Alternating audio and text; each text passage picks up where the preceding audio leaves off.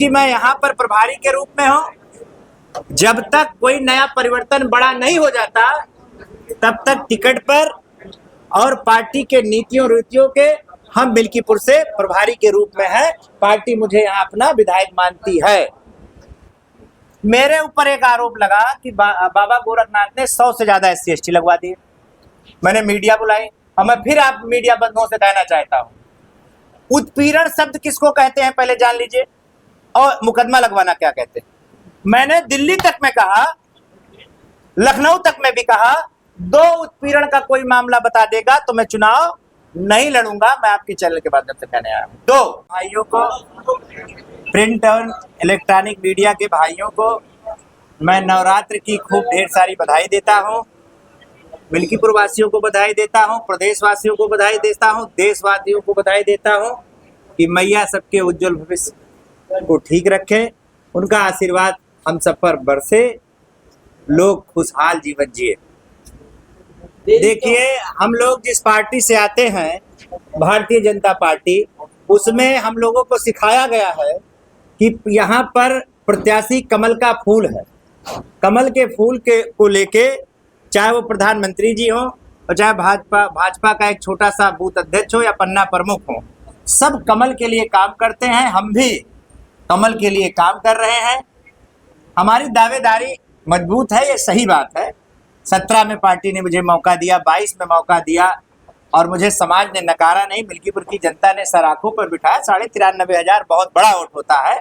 किन्हीं कारणों से परिस्थितिजन्य चुनाव हम नहीं जीत पाए, पर सरकार रही, उसके बाद बहुत सारे काम कराए गए।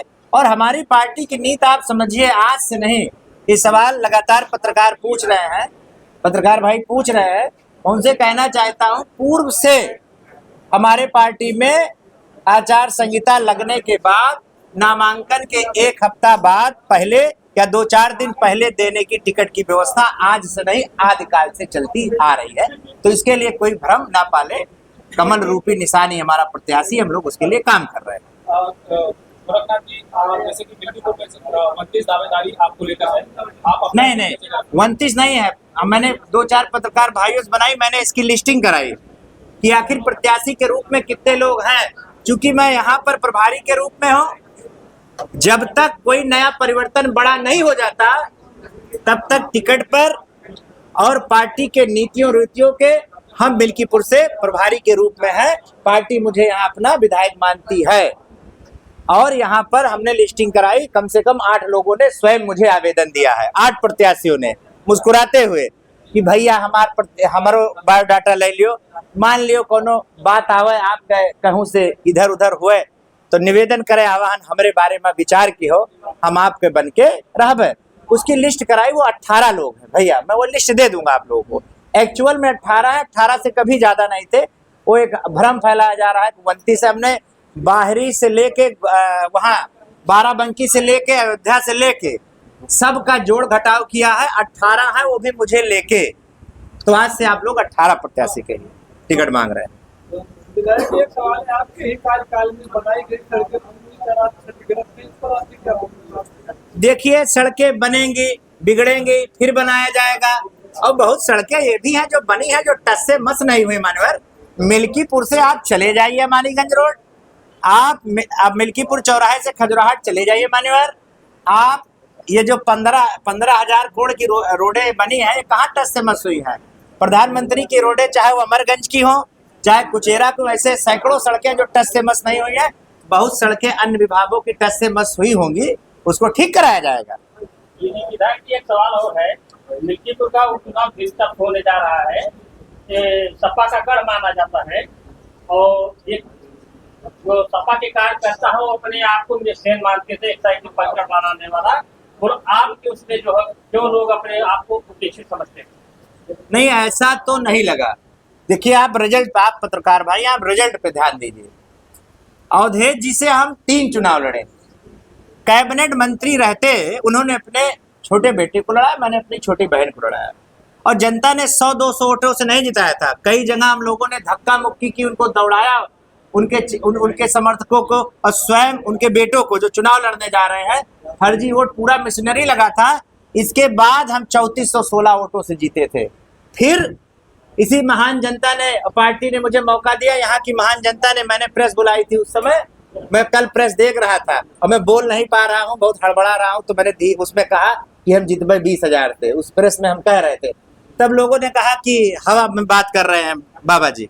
और यहाँ की महान जनता ने मुझे लमसम 29,000 वोटों से जिताया था, 100-150 वोट चाहे कम रहे। और आप 22 का चुनाव देखिए मान्यवर, स्थिति सब जानते हैं, आप आईना दिखाते हैं समाज को। 6 प्रत्याशी एक तरफ हो गए थे, सबको पता है, रोज एक ज्वाइनिंग होती थी। नीलम कोरी जी चली गई, शिवप्रदान खटिया चले गए, यहाँ के लोकल नेता विधानसभा लड़े थे, जिला पंचायत में भोला भाटी चले गए, स्वयं बसपा के प्रत्याशी कक्कू पासी उस चले गए, स्वर्गीय हो गए, आज के डेट में नहीं, उनके लिए बहुत श्रद्धांजलि।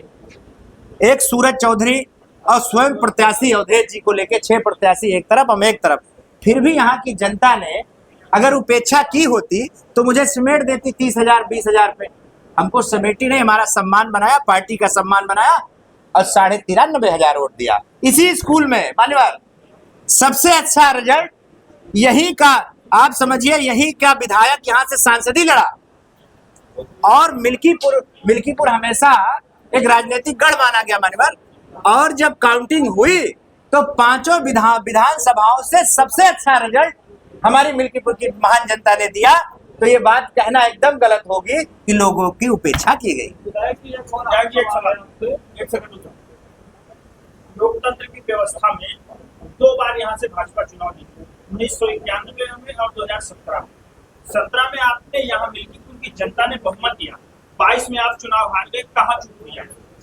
देखिए ये एक बड़ा विषय है। कल एक पत्रकार साथी पूछ रहे थे, ये जितने मुंह उतनी बात, जितनी आंखें उतनी नजर, अपने नजर से देखते हैं, इसमें हम बहुत पढ़ना नहीं चाहते।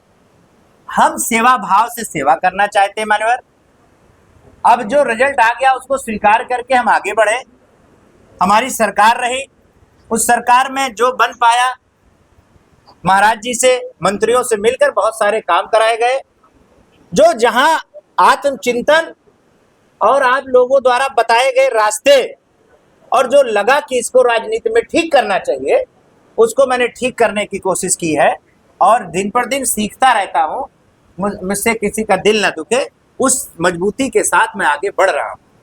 इससे पहले भी जो है आप जो है उसमें थे, विधायक थे, तब भी छुट्टा गोवंशों की जो है बहुत बड़ी समस्या थी। जी जी, इस वक्त भी सबसे बड़ी समस्या के रूप में ये आ रही है। इस पर आप क्या कहेंगे? इसको कैसे ये छुटकारा मिलेगा? किसान भाई हमारे कैसे जो है? आपका सवाल सबसे खूबसूरत सवाल है। आज मैं निकलता हूँ, सारे लोग निकलते हैं, जितने लोग हैं।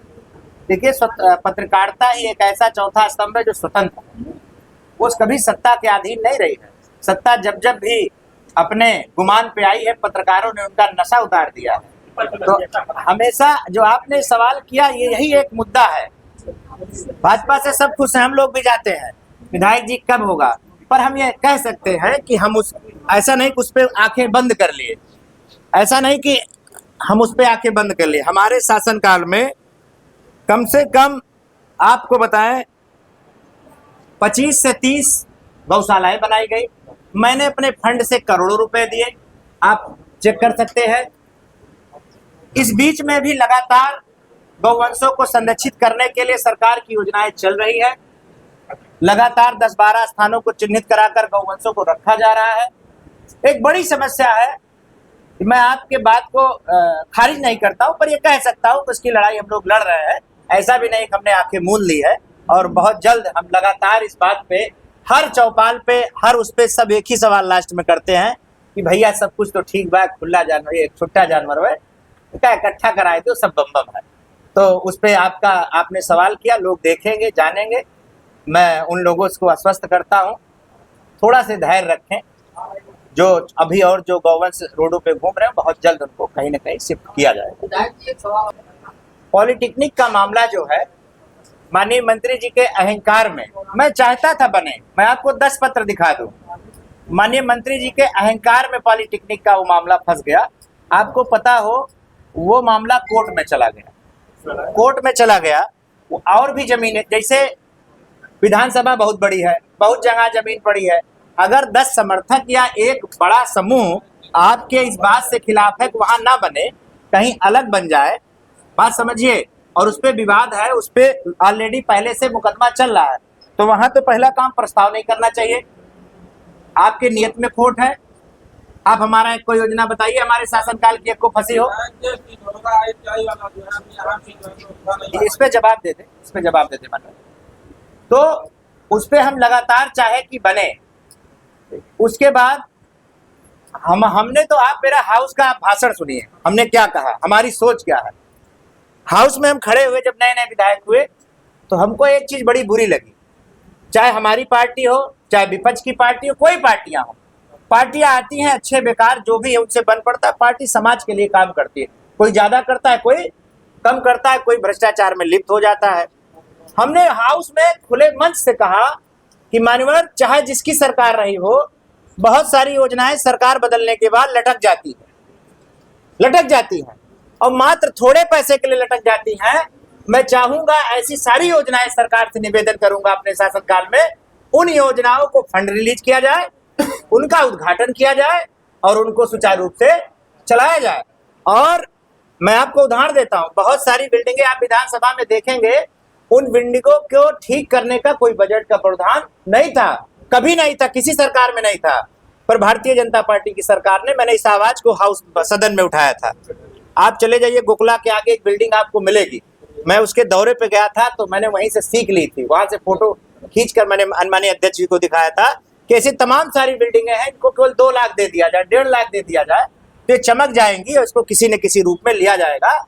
और मैं उत्तर प्रदेश सरकार का बहुत धन्यवाद देता हूं, पहली बार किसी सरकार ने, बात आप लिखिएगा, पहली बार किसी सरकार ने अन्य योजनाओं की व्यवस्थाओं के लिए फंड रिलीज करने की व्यवस्था दी, तो भारतीय जनता पार्टी ने दी।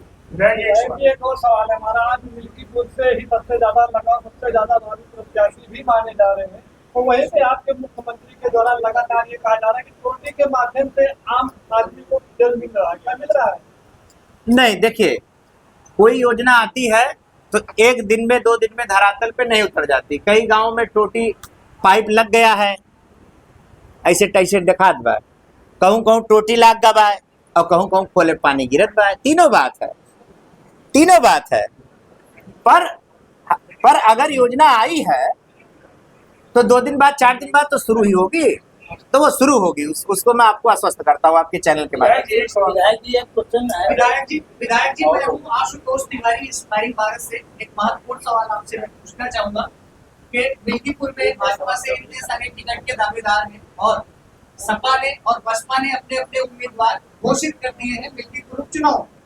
अयोध्या की मिल्कीपुर सीट स्वयं योगी जी के लिए भी प्रतिष्ठा की सीट बन गई है, तो आपसे मैं जानना चाहूंगा कि आप किस तरीके से, जितने दावेदार हैं 18 से 20, इनको आप कैसे मैनेज करेंगे? और चुनाव जो है उपचुनाव नवंबर में संभावित है, ऐसे में समय जो है कम शेष बचा है, तो किस तरीके से जो है जो पार्टी के अंदर अंदरूनी बगावत हो सकती है उसको आप कैसे मैनेज करेंगे और आपके नाम को लेकर कितनी संभावना है? अच्छा सवाल आपने पूछा है। पहले तो आप जानिए 2 पार्टियों ने अपना प्रत्याशी घोषित किया है। एक तो बसपा से आदरणीय रामगोपाल कोरी जी को, और एक नई पार्टी बनी है आजाद पार्टी, आजाद समाज पार्टी, उससे प्रत्याशी के रूप में रणधीर भारती, उनको लिखित रूप से बनाया गया है। जो मेरी जानकारी है, अभी अजीत प्रसाद को प्रत्याशी समाजवादी ने घोषित नहीं किया है, अभी उनका भी सर्वे चल रहा है। सर्वे बहुत चौंकाने वाला आया है। सर्वे में आया है कि अजीत प्रसाद जी की उदंडता और उनके पूर्व के क्रियाकलापों पर मैं जाना नहीं चाहता हूं, वो सब समझिए आप लोग। उसको देखते हुए समाजवादी पार्टी बाबा गोरखनाथ से भयभीत भी है और वो टिकट बदल भी सकती है, ये भी मैं आपके प्रेस के माध्यम से बताना चाहता हूँ। देखिए भाई, कहना सबका आधार है, कहने से कोई थोड़ी ना गुरेज है, कहना चाहिए। परंतु मेरी बात समझिए, हम आपसे क्या कह रहे हैं, 17 में चुनाव लड़े, 22 में चुनाव लड़े, कोई परिवर्तन तो हुआ नहीं, तो हम अपना टिकट कैसे मान ले कि हमारा नहीं है? हम तो अपना मान के पूरी ताकत के साथ, मेरी बात आने दीजिए, देखिए मेरी बात आने दीजिए, मैं दोनों पार्टियों की बात कर रहा हूँ। अभी अजीत प्रसाद की भी औपचारिक घोषणा नहीं हुई, ना बाबा गोरखनाथ की औपचारिक घोषणा हुई है, परंतु दोनों में अंतर है मानवर। 17 में हम चुनाव लड़े, 22 में चुनाव लड़े, प्रभारी के रूप में हम लगातार बने हैं, तो कोई परिवर्तन तो हमारी पार्टी ने किया नहीं। विधायक जी, परंतु उनके पिताजी ने, मैं आ रहा हूँ, कि जो भाजपा में अन्य 18 लोग आ रहा हूँ, सारा जवाब मैं एक बार में दे रहा हूँ। मैं सब चीज क्लियर करते चल रहा हूँ। अभी जैसे 18 प्रत्याशी मांग रहे हैं, ये भारतीय जनता पार्टी एक ऐसी पार्टी है जिसमें एक बूथ का आदमी, एक गांव का प्रधान, बात आप समझिए, और भारतीय जनता पार्टी के कोई भी कार्यकर्ता टिकट मांग सकता है, इसके लिए कोई रोक टोक नहीं होती है।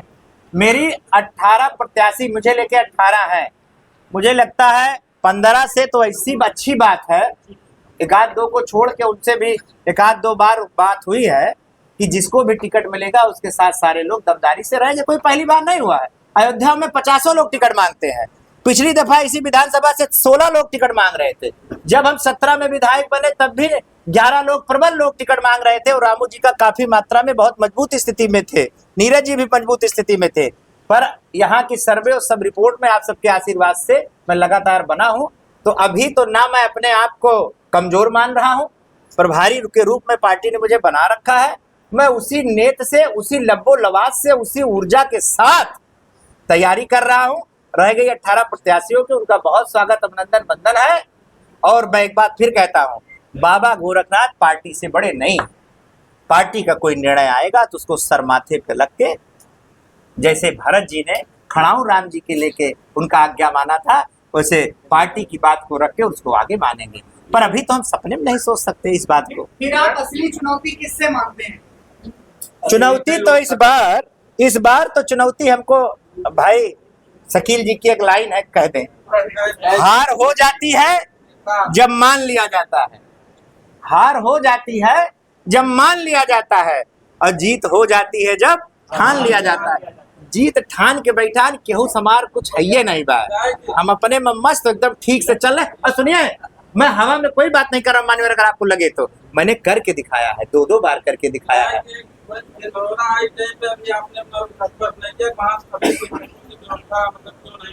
अब शीघ्र उसका भी करेंगे। एक दिन हम लोग दौरों पे गए थे, सूचना आई थी, वहां भी करेंगे। जो भी छोटी मोटी समस्याएं हैं, अरे नहीं भाई, यही अवधेश जी हैं। मैं आपको याद दिला दूं मान्यवर, आप बजट चेक करिएगा, सवाल पूछिएगा। आप समाज के एक स्वतंत्र इकाई हैं। मैं विधायक बना, आप सीडीओ ऑफिस चले जाइएगा, मैं दे दूंगा। मैंने करोड़ों रुपए दिए गौशालाओं के लिए। इनका मेन ही उद्देश्य था, इन्होंने धरना जो दिया और जो भी प्रदर्शन किया 17 से 22 के बीच में, इन्होंने गौवंशों के लिए किया। क्या माननीय अवधेश जी बताना चाहेंगे कि इन्होंने अपने 2.5 साल के कार्यकाल में 5 करोड़ का गिरा सबसे कम फंड आता है विधायक निधि, तो 5 करोड़ कर दी है हमारी सरकार ने। क्या इन्होंने 1 लाख रुपया गौवंशों के लिए दिया है? जरा सवाल पूछ लीजिएगा आप ना, आप पता लग जाएगा कि जो कथनी और करनी में किसके अंतर है। बाबा गोरखनाथ अगर कहेंगे तो उसका चिंतन रात 12 बजे तक करेंगे, नहीं पूरा कर पाएंगे पर उसकी शुरुआत आपको दिखाई पड़ेगी।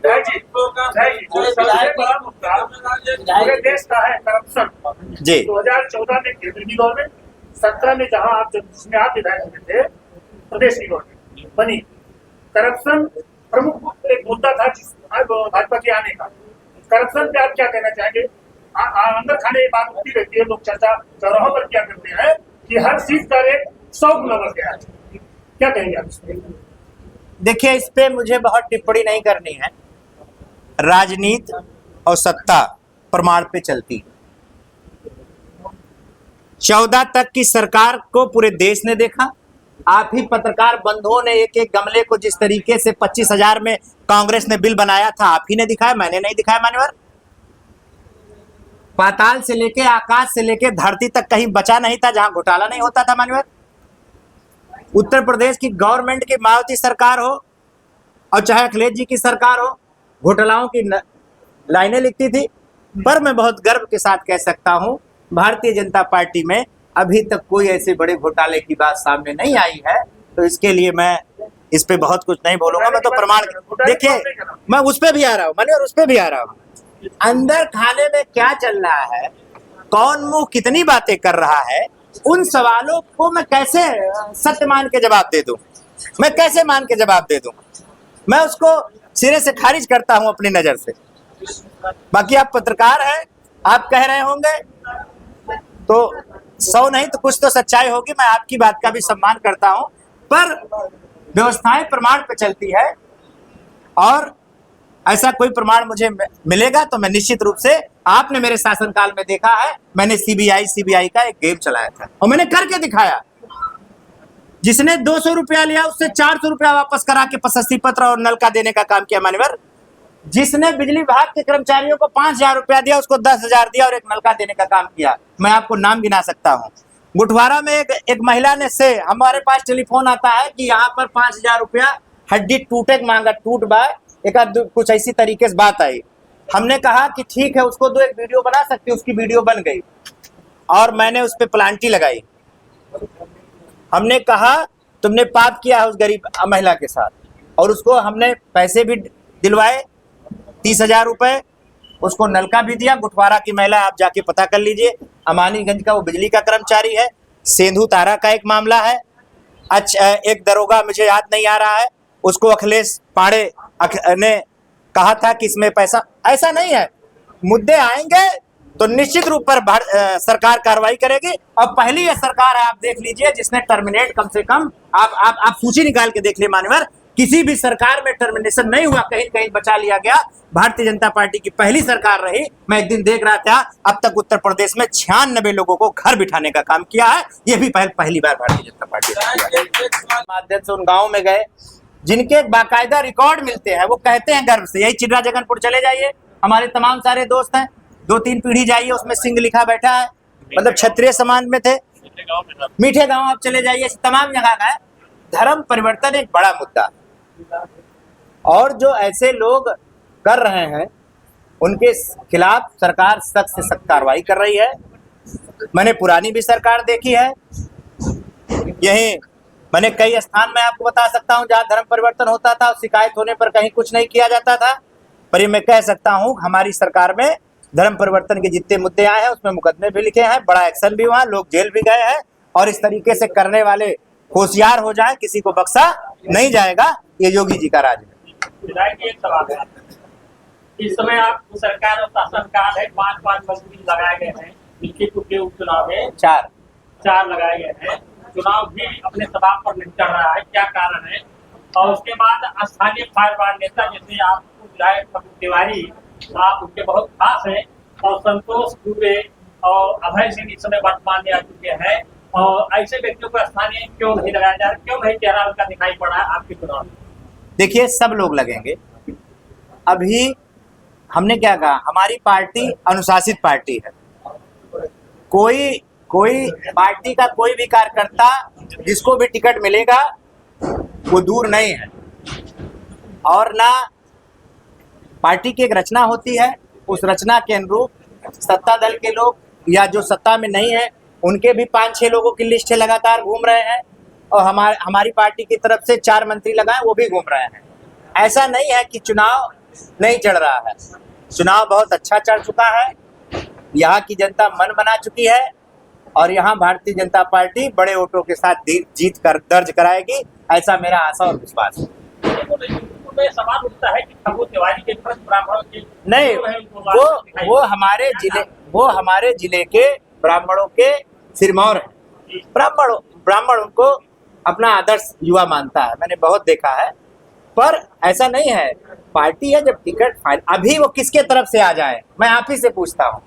अभी आने का मतलब हुआ कि ग्रुपबाजी होना। अभी कोई मंत्री आता है तो नहीं कहता मैं बाबा गोरखनाथ के लिए आया हूँ, या मैं राधेश्याम के लिए आया हूँ, या मैं चंद्रकेश रावत के लिए आया हूँ। बात समझिए, हम सारे प्रत्याशी बैठे रहते हैं। चूंकि 17 और 22 में मैं चुनाव लड़ा, यहाँ का प्रभारी हूँ, पार्टी मुझे अपना विधायक मानती है, इसलिए मुझे मंचों पे रखा जाता है, क्योंकि अभी कोई परिवर्तन नहीं हुआ है। जब अभी आपकी बात मैं मान लूं, फग्गू तिवारी जी आ जाएं, किसी एक के लिए अगर उठ पड़े तो कितने सारे सवाल खड़े होंगे। मैं किसी एक नेता का नाम नहीं लूंगा, उस नेता को इतना दिल्ली तक लताड़ पड़ी है, डांट पड़ी है कि वो घर बैठ गए। वो एक नहीं 4 प्रत्याशी लॉन्च कर दिए, कितने 4, और इसको दिल्ली में संज्ञान लिया और लखनऊ से दिल्ली तक डांटे गए कि आप पार्टी की बात करिए, किसी व्यक्ति की बात नहीं करना है आपको। आप पार्टी की काम करिए, वरना वहां से आपको तत्काल प्रभाव से हटा दिया जाएगा। इतना सख्त कार्रवाई उनके ऊपर हुई कि वो आज की डेट में घर बैठ गए हैं। कार्यक्रमों में जाते हैं तो पार्टी की बात करके चले जाते हैं। यहाँ कमल का फूल है, जब तक कि औपचारिक घोषणा ना हो जाए। और अप्रत्यक्ष रूप से बाबा गोरखनाथ तो है ही। विधायक जी, जैसे अभी जो पिछला जो कार्यकाल था, अगर आप इसमें चुने जाते हैं तो आगे आपका क्या स्टैंड होगा, क्या मुद्दे रहेंगे आप? बहुत अच्छा सवाल है। आगे हम चुने जाएंगे तो चुनौतियां, चूंकि मैं 17 से 22 तक माननीय विधायक रहा, मेरा काम करने का टेक्निक बहुत अलग है। मेरे पास हर ग्राम सभा की पूरी लिस्टिंग है, रोडों से लेके सब। सबसे बड़ा जो काम बिजली का था, मुझे संतोष होता है जब कोई भाई मुझे कहता है विधायक जी धन्यवाद। आपको पता होना चाहिए 17 से पहले मिल्कीपुर में डिवीजन नहीं था। इसको डिवीजन कराने का काम आपके माध्यम से, सरकार के माध्यम से बाबा गोरखनाथ ने कराया। ये सबसे बड़ा काम था। मैं आपको बताऊं, 2 उपकेंद्र बनवाए, एक खड़बड़िया बनाया और एक आपके जाके खलिया साइड में। हमारे बनते ही 2 उपकेंद्र की मेरी और मांग है। एक मोतीगंज बन जाएगा, उधर सारे बहुत सारे गांव हो जाएंगे। एक हमारा अमरगंज में पास करा लिया है, प्रस्तावित है माननीय। बिजली पे मेरी सबसे ज्यादा पैनी नजर है कि कैसे मैं अपने विधानसभा के लोगों को 20 घंटा 22 घंटा या और कैसे लगातार उस पर मैं बैठ के करता हूं। एक तो सबसे बड़ी समस्या, इससे निजात दिलाऊंगा। सबसे ज्यादा भ्रष्टाचार भी इसी में है, इसको आप कैसे दूर करें? उसके लिए लगातार हम लोग प्रीपेड मीटरों की बात कर रहे हैं कि आगे से हम लोग केबल व्यवस्था कर रहे हैं। लगातार काम चल रहा है केबल का किसी न किसी गांव में। हम लोग प्रीपेड मीटर करेंगे शहर के हिसाब से। इस पे सहमति बन रही है। अगर इस पे सहमति बन गई तो सरकार भी और जिसके घर लाइट बनेगी, दोनों सचेत हो जाएंगे। बिजली का जो दोहन होता है, दुरुपयोग होता है, वो रुक जाएगा। और हमको बिजली, जैसे पहले बल्ब लगता था, अब बल्ब बंद हुआ, सैफल लगने लगा। तो बहुत ज्यादा बिजली का लोड एक घर पे 20-25 वाट का आता है। पहले 5 बल्ब जला देते रहे, 500 वाट आवत रहा। बहरवा ले जा कहें ज्यादा अंजवार करे के बाद तो 200 वाट लगा दिए। सोचो आप, अब 200 वाट में पूरा पुरवा जल रहा है। इस पे जनता ने चेता है, हम प्रीपेड करके उसको भी खत्म करेंगे। और रोड मैप पूरा बन चुका है। हमने बच्चों के खेल कूद के लिए मोबाइल के जाल में फंस के बच्चे खेल कूद नहीं रहे, उसको लेकर मैंने अमानीगंज में एक बहुत बड़ा स्टेडियम बनवाया था। दूसरा रेवना ग्राम सभा हमारे बॉर्डर पे, वहां बनवाने का मेरी एक अच्छी सोच है, वहां बनवाएंगे। कम से कम हमने मुख्यमंत्री जी से 163 रोडों की मांग की थी, उसके सापेक्ष 36 रोडें उन्होंने मुझे दे दी। जो शेष काम बचे हैं उनको करने के लिए मैं प्रतिबद्ध हूं। 2 राष्ट्रीय मार्ग यहाँ पर घोषित हुआ है। आप पहले जान लें, मिल्कीपुर से खजुराहट ये राजमार्ग में आ गया है, और आपके अमानीगंज वाला रोड ये राजमार्ग में आ गया है। एक जो मेरी सबसे मन की व्यवस्था है, 2 रोडें बड़ी है, एक 17 किलोमीटर की और एक 25 किलोमीटर की।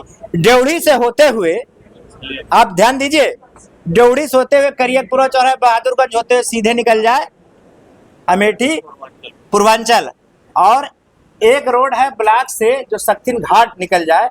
इन दोनों रोडों को चौड़ीकरण का प्रस्ताव मेरा पूर्व में था, वो सपना मेरा पूरा नहीं है। उसकी भी लड़ाई में लड़ूंगा, और लड़ूंगा क्या, वो हो ही जाएगा। उसका डीपीआर वगैरह बनके तैयार है। अधूरे छूटे कामों को आगे लेके जाऊंगा। इन सब से बढ़कर किसी से मेरा दिल न दुखे, मैं बेटा और भाई बनके, सेवक बनके विधानसभा में काम करूं, ऐसा आशीर्वाद मैं भी आप लोगों से मांगता हूं। एक सवाल और है, हम लोग मीडिया के साथ इसमें बैठे 5 साल का कार्यकाल व्यतीत नहीं हुआ है, आपने वादा भी किया था, शायद अभी तक किया। हाँ, मीडिया सेंटर मैं आया तो मैंने यही बात कहा। नहीं, मैं आया तो यहाँ पर 3-4 पत्रकार साथी थे, तो मैंने कहा कि मैं जो कहता हूँ वो जरूर करता हूँ, चाहे 100 कहा है तो चाहे 20। मैंने, आपको याद होगा, सिद्धनाथन की बात कही, और वो बात मेरे दिमाग में थी।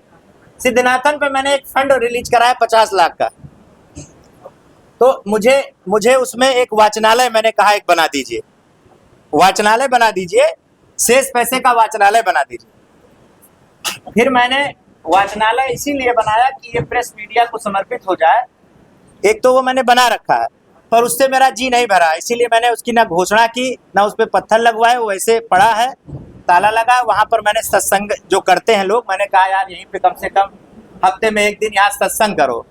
आपका मैं ये भी नहीं कहूंगा, अपनी बात से नहीं मुकरूंगा, वो उधार है, मैं उसको उधार मानूंगा, हवा में बात नहीं करूंगा। आपके लिए मैं अच्छा मीडिया सेंटर, मैं इतने लोगों के बीच में कह रहा हूँ, ईश्वर ने मौका दिया तो पहले बजट में पहले मीडिया सेंटर ही बनेगा, जैसे वकीलों का मैंने बनवाया। आप देखिए उस समय भी एक बहुत बड़ा संकट आया था, जमीन का संकट आ रहा था लगातार कि बने कहाँ बने, तो मैंने कहा भैया सिद्धनाथन के आसपास जमीन है, कहा वही बनवा दी, तो वो जमीन का प्रस्ताव करा लिया जाएगा।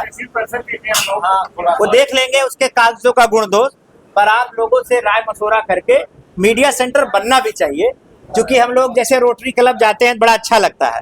आप लोगों का एक सेंटर हो, हम ही नहीं पक्ष विपक्ष या जो भी समाज में सेवा देते हो, वो आपको एक फोन करें कि भैया मैं प्रेस करने चाहता हूँ, आपके मैं प्रेस क्लब में आना चाहता हूँ, उसकी एक फीस रखी जाए, हम लोग वहाँ पहुँचे और वहाँ ये हर जगह मैंने देखा है, अच्छा भी लगता है। इस विषय पे छोटी सी एक दुर्घटना बता दें जो हम लोगों के साथ घटी है। आदित्य मिश्रा जी लखनऊ से आए इस वक्त। हाँ सवाल पूछिए। ये बताइए, Bharatiya Janata party double engine की बात करती है, लेकिन कानून व्यवस्था की देखा जाए तो खंडासा में कांड हुआ, आपके क्षेत्र में हुआ, मदरसा में हो जाता है, तो ऐसी क्या वजह है कि डबल इंजन में फेल होना दिखाई दे रहा है? क्या आप घटना के बाद के रूप को नहीं देख रहे हैं सरकार के? आप घटना के बाद के रूप को देखिए पत्रकार महोदय, ये जब तक सृष्टि है यहाँ देव और असुर दोनों रहेंगे। जब देवताओं का प्रभाव बढ़ेगा तो असुर दब जाएंगे। तो ये देव रूपी सरकार चल रही है। अरे असुर को हम नाश नहीं कर सकते, उनका पूर्ण रूप से खात्मा नहीं हो सकता, पर आप उसके बाद के एक्शन को देखिए मान्यवर, आप उसके एक्शन को देखिए। उस एक्शन में जब उसका टेंडर टेस्ट हुआ तो उसका तो कुछ निकला नहीं, उसके बाद पूरा तो हमारा सही हो गया मकान, उस पर क्या करें? देखिए आप लोग मीडिया जगत के लोग हो, आपको अपराध की परिभाषा हमसे ज्यादा समझ में आनी चाहिए। उसके घर के ही बच्चे ने उसी की ही फैक्ट्री में कांड कर रहा था, इस बात की जानकारी उसको थी। बात समझिए, अपराध को देखकर भी मुंह बंद करना अपराध होता है।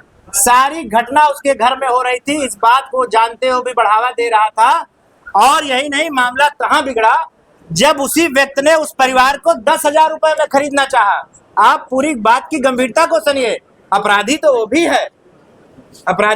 है, बाकी कानून अपना काम कर रहा है, कानून न्यायप्रिय काम कर रहा है। अच्छा, गोरखनाथ जी एक सवाल है, क्षेत्र में बोल रहे थे आपकी एक बड़ी शिकायत मिली कि गोरखनाथ से तो नाराजगी नहीं, लेकिन उनके समर्थकों से बड़ी नाराजगी है, कहते हैं कोई समर्थक को बड़ा परेशान कर रहे हैं। देखिए मैं बैठा तभी मैंने कहा, एक सवाल के जवाब में, कांग्रेस के सवाल के जवाब में मैंने दे दिया इस सवाल का जवाब, कि जब आप लीडरशिप में होते हैं तो आपको बहुत कुछ सोच के चलना होगा। मैंने क्या कहा कि कुछ तो मजबूरियां रही होंगी, कोई यूं बेवफा नहीं होता, सब अच्छाई रही होती तो मैं 22 में फिर विधायक हो गया होता। मैं इस बात को स्वीकार करता हूँ। मैं भागने वाला व्यक्ति नहीं हूँ, पर मैं आपके माध्यम से एक चीज बहुत सारे पत्रकारों से अपील करता हूँ, मेरे ऊपर देखिए मेरा जो नेचर है, जो जानते हैं वो जानते हैं, जो कम उपचार हुआ कि नहीं हो गया नहीं होगा तो 2024 में वही नहीं। देखिए यहाँ मैं उस पे आ रहा हूँ, पूर्ण रूप से आ रहा हूँ। उसमें 90% बातें अफवाह फैलाई गई, जैसे मैं आपके सामने बैठा हूँ और मीडिया के सामने किसी भी नेता की हिम्मत नहीं होगी बोलने, मैं बोलने जा रहा हूँ। मेरे ऊपर एक आरोप लगा कि बाबा गोरखनाथ ने 100 से ज्यादा SC/ST लगवा दिए। मैंने मीडिया बुलाई और मैं फिर आप मीडिया बंधुओं से कहना चाहता हूँ, उत्पीड़न शब्द किसको कहते हैं पहले जान लीजिए, और मुकदमा लगवाना क्या कहते हैं। मैंने दिल्ली तक में कहा, लखनऊ तक में भी कहा, 2 उत्पीड़न का कोई मामला बता देगा तो मैं चुनाव नहीं लड़ूंगा। मैं आपके चैनल के माध्यम से कहने आया हूँ, 2 उत्पीड़न शब्द किसका कहता है। एक उत्पीड़न मत बुलाइए। मैं अभी आप पूछ लीजिएगा, मेरी बात आ जाने दीजिए। मैं SC/ST पे, चूंकि ये सीट रिजर्व है, मैं दलित समुदाय से आता हूँ। लोग जाने बेगाने कुछ नहीं जानते पर आरोप फटाफट लगा देते हैं। आप मीडिया बंधु हैं, आप पता करिए कि फर्जी SC/ST कहाँ लगा। मैं बहुत खुश होऊंगा जब आप मुझे बताएंगे मैं उस घर भी जाना चाहता हूं कि आखिर क्यों, क्या कारण था। मैंने खूब जानकारी ली, अभी ऐसा कोई मामला मिला नहीं। सब यही कहते हैं कि खूब लगवाए, लगा कहाँ, मैं आप ही के माध्यम, मैंने 25,000 का इनाम भी रखा है। भाई आप किसी दलित का सर फोड़ देंगे मान्यवर, मुकदमा नहीं लगेगा क्या? मैं 10 ऐसे उदाहरण बता सकता हूं जिसमें मुझे पंचायत के लिए बुलाया गया। मैं उस परिवार का नाम नहीं लूंगा, अभी कैमरा नीचे रखिएगा, मैं लिख के दे दूंगा, जाके पता कर लीजिएगा। जहां पर मैंने 20,000, 25,000, 50,000 तक दलित परिवारों को दिया कि महाराज जी आए हैं यार, हमारे बहुत प्रिय हैं, चलिए गलती हो गई होगी, इसको किसी तरीके से सुधारा जाए। ये कुवत है किसी में? ये मैंने करके दिखाया मान्यवर। और सत्ता पे रहने के बाद आप सबको खुश नहीं कर सकते, पर इस मामले में मेरी कड़ी आपत्ति है। अगर ऐसा कोई मामला है तो आप दिखाइए और मैं उसको सामना करने के लिए तैयार हूं। मैं उसका सामना करूंगा, डट के सामना करूंगा। और जहां दो पक्षों की बात रह गई है, मैं सत्ता पे हूं, आप मुझे चुनते हैं तो मैं अपने लोगों के साथ तो किसी न किसी मुद्दे पे तो खड़ा ही रहूंगा। मैं इसको ऑन पेपर भी और मीडिया के सामने भी बोलने में कोई नहीं। SC ST पे जरूर आप देखिए, मेरा मतलब है कि दोनों पक्षों को संतुष्ट नहीं किया जा सकता। जो सही है उसकी बात तो हम करेंगे जी।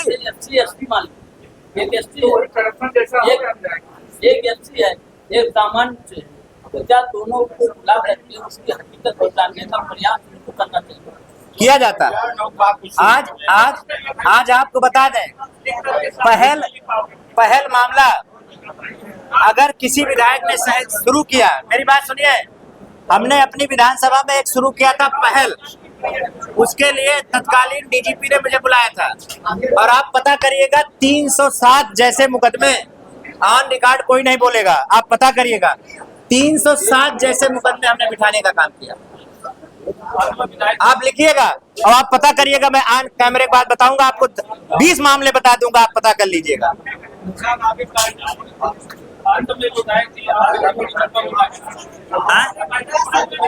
मैं मिल्कीपुर की जनता से अपील करता हूं कि जो प्यार दुलार सम्मान मुझे आपने अभी तक दिया है, इसी प्यार दुलार सम्मान को बनाए रखिए। मेरे द्वारा किसी का अहित हुआ हो, जाने अनजाने किसी का दिल दुखा हो, तो मैं क्षमा प्रार्थी हूँ। मेरे अंदर का भाव ऐसा नहीं है कि मैं किसी का दिल दुखाऊं। और ये प्यार मेरे ऊपर बनाए रखिए, आशीर्वाद बनाए रखिए। बहुत बहुत धन्यवाद।